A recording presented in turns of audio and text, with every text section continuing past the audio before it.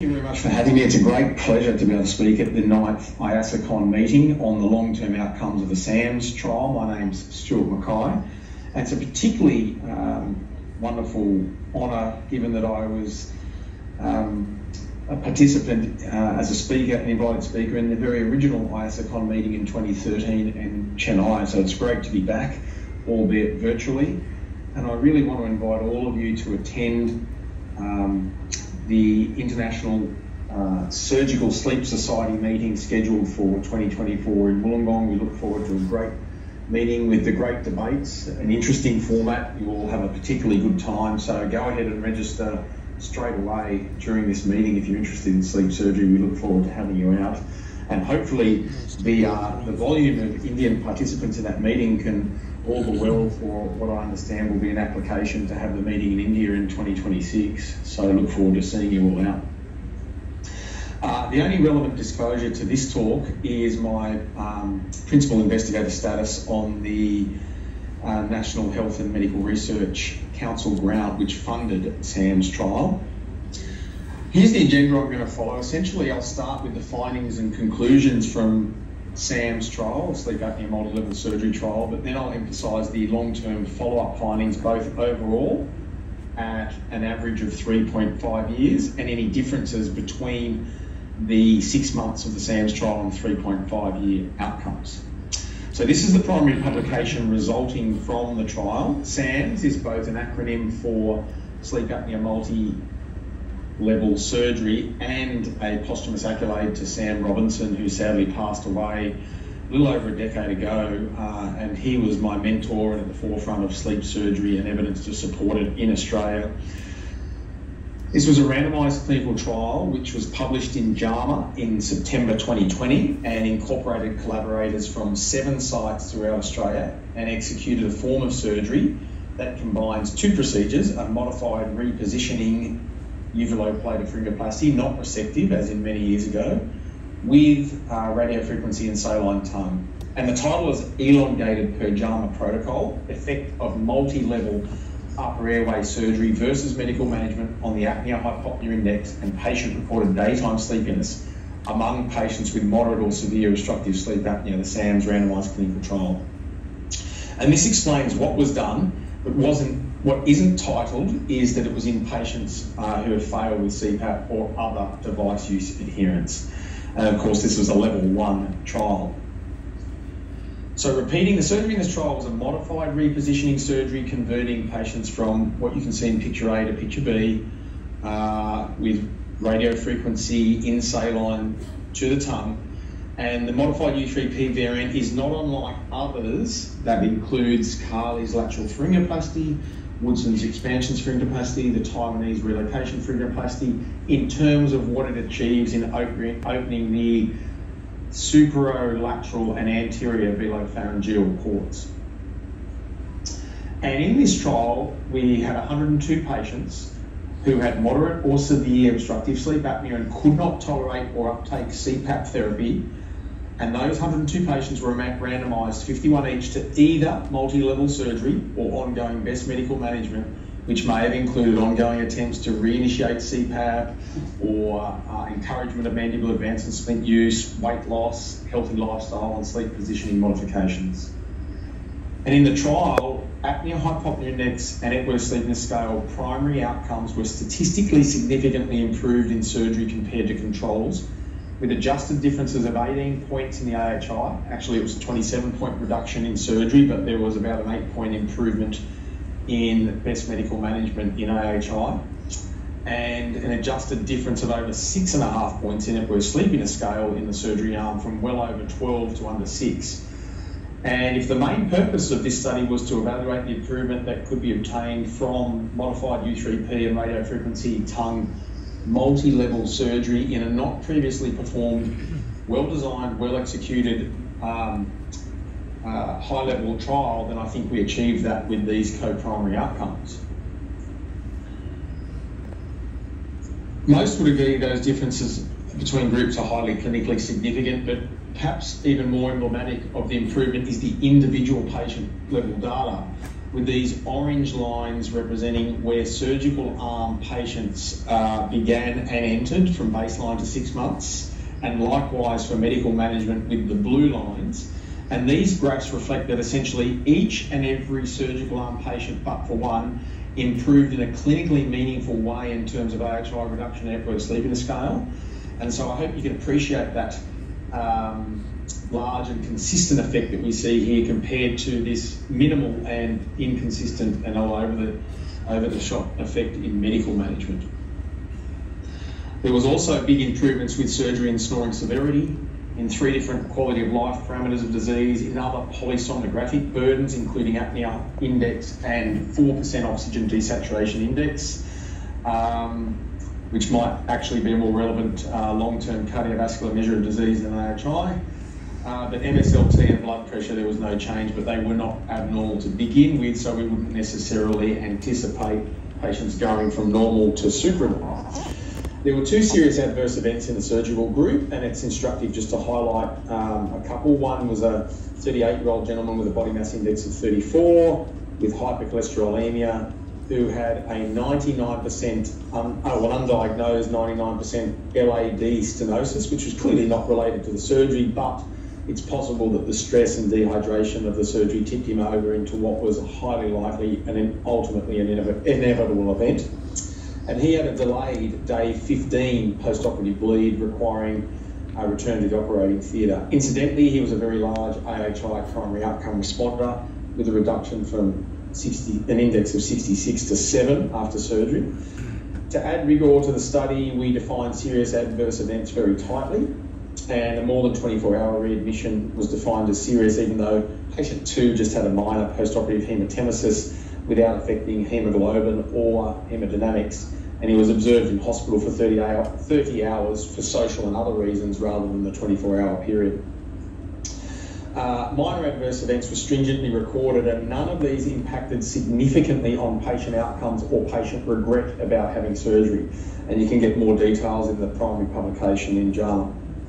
So the long-term outcomes of the SAMS trial and interpretations, which is the focus of this talk, we did again utilise the same co-primary outcome measures and secondary outcome measures. And we looked at long-term effectiveness from baseline to long-term follow-up at an average of 3.5 years, but also the changes from 6 months to long-term follow-up. And we also evaluated the rate of ongoing medical management participants subsequently requesting and undergoing surgery beyond the 6 months of SAMS trial and what their treatment outcomes were. And we managed to recruit a balanced number from the original allocation of patients, with 36 patients from each of the surgical arm and the ongoing medical management control group available to participate in the long-term follow-up. And all of these completed Epworth Sleepiness Scale and other questionnaires at an average of 3.5 years from baseline. And almost all surgery patients underwent a polysomnogram at an average of 3.5 years from baseline. The analysis was done with interval change sensitivity, as listed here, which allows for changes in weight and timing of follow-up. And these outcomes suggested stability at 3.5 years. The sensitivity analysis was conducted adjusting for these changes in weight and duration of follow-up as additional fixed effects. So you can see here stable long-term outcomes from the 6-month follow-up to the long-term follow-up with these adjustments. And these graphs here show 2 vertical lines for each patient, with their orange line the 6-month follow-up outcome and the blue line the long-term follow-up outcome. And you can see a couple of patients with recrudescent elevations, but otherwise stable changes in AHI and Epworth Sleepiness Scale from baseline down to 6 months into long-term, and from baseline to 6 months into long-term.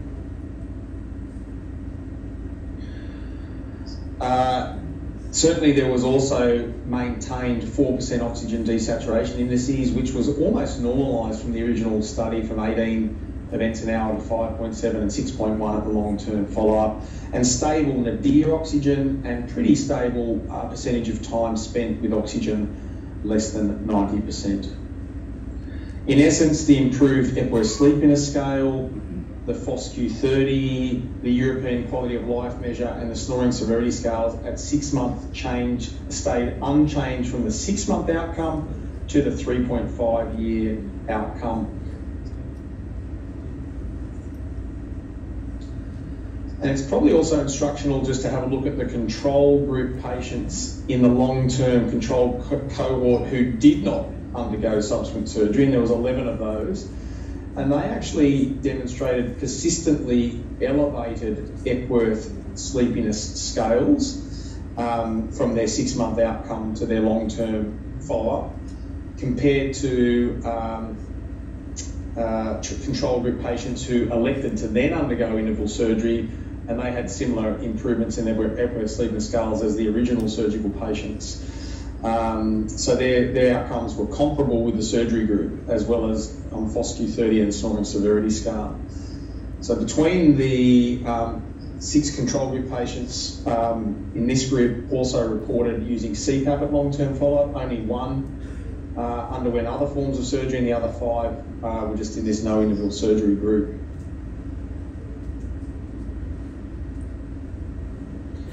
No respondent indicated that their quality of life was worse after undergoing surgery long term. So most of them were a good deal better or a great deal better.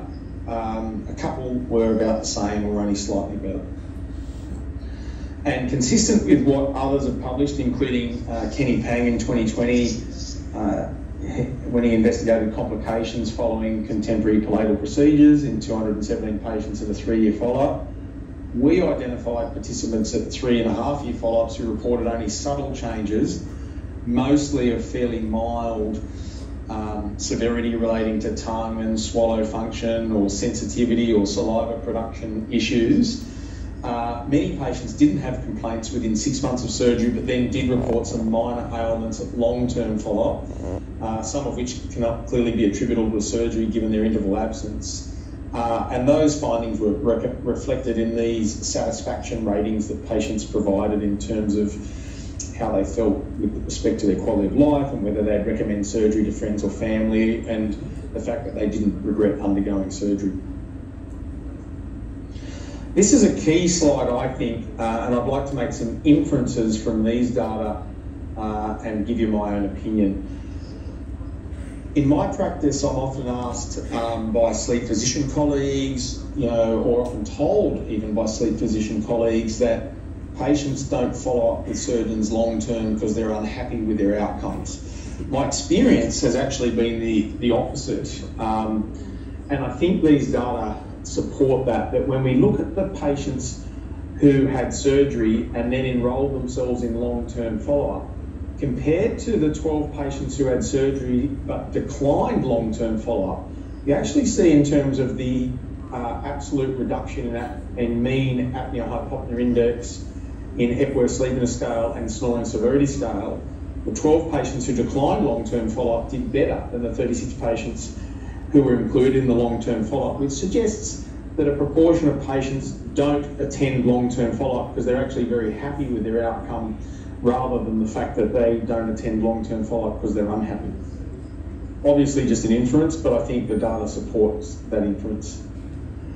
So how do we interpret all of this? I think, first of all, surgery is a second-line treatment for patients who fail with CPAP or device use.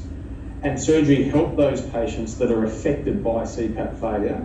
And surgery can remain stable out to 3.5 years in terms of its treatment effect, even for just a combination of procedures that's probably one of the more simple combinations of procedures that we execute. And for those interested, JAMA has a very sound and balanced podcast on SAMS study, the original SAMS study, in the broader context of the treatment of obstructive sleep apnea, and you can use this link to seek out that JAMA podcast or search it through JAMA Podcast with Ed Livingston. I think our outcomes from the long-term follow-up support our position statement on the surgical management of obstructive sleep apnea certainly in the Australian population via the Australasian Sleep Association. For those that are interested, you can find that article here. And I think there is something of interest in that some authors have now proposed that randomised clinical trials may not be reflective of true sleep clinic patients, and that perhaps there should be a pursuit of observational studies, as there can be bias due to imbalance in unmeasured covariates, and that observational studies with propensity score or cardinality matching design might be capable of achieving at least as much covariate balance as randomised clinical trials. So some of our sleep physician colleagues have been involved in negative randomised clinical trials or negative outcome randomised clinical trials, such as the SAVE study, the Apple study, the CatNap study, and are now proposing a bit of an about turn and return to observational studies. But I think actually some of the observational studies on surgery, particularly recent ones, support a role similar to the outcomes I've presented here. So this is a big level 2 cohort study from Robson Capasso's group with a reference listed here that looked at commercially available database of US adult working insured patients. 125 million in the database, 450,000 were prescribed CPAP, but a convenient sample of 50,000 due to the sheer number of CPAP users was taken and compared to 4,400 patients who were prescribed CPAP that subsequently underwent surgery. And in that study, they found there was evidence of reduced rates of long-term health risk from surgery in this propensity score matched, cardinality matched design that was requested by the group of sleep physicians I showed you earlier. And a colleague of mine, actually one of my junior registrars, is also producing some work that's been presented recently at various meetings looking at a novel mean disease alleviation outcome measure in the management of adult OSA, and I can share with you that this shows pretty much equivalent outcomes between surgery and CPAP if we choose mean disease alleviation as a marker. And James also utilised propensity score and cardinality matching observational design, and that paper is in submission currently and hopefully will be published soon.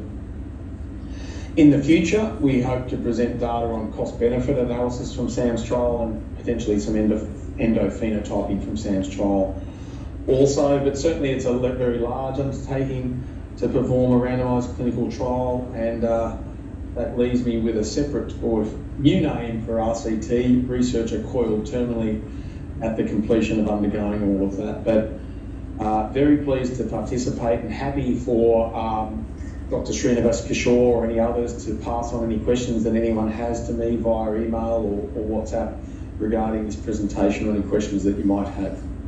Thank you again.